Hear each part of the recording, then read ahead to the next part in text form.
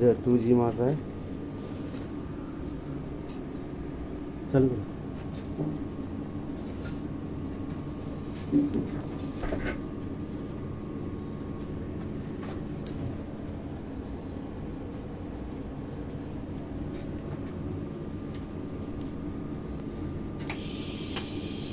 ट्रांसटान flame में चालू करो, ट्रांसटान में चालू करो ना।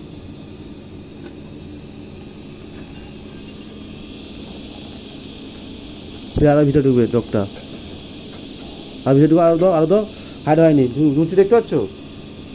এই ওয়েল্ডিংটা দেখো খাসা আছে। এটা পুরো পারফেক্ট। और भाई अपने मेघ मार रहा है, मेरे से देखा लड़का है, এটা পারফেক্ট একবার, এর মারতে হলে ফেল করতে পারবে না। আমি একটা ফার্স্ট রাউন্ড মারবো, দ্বিতীয় রাউন্ড মারবো, তৃতীয় রাউন্ড আমি তো আপনাকে দেখাবো 3টা রাউন্ড। এন্ড একটু ভোল্টেজটা উপরে যাও, টসটা উঠে গেছে না, বুড়বুড় করে ঝরতে শুরু করে দিয়েছে, ওই জন্য বন্ধ করে দিয়েছিলাম। হ্যাঁ দুটো ওয়েল্ডিংয়ে ভালো হয়েছে, এইখানটা একটু প্রবলেম। হ্যাঁ আর এটা একটু লাভ তো।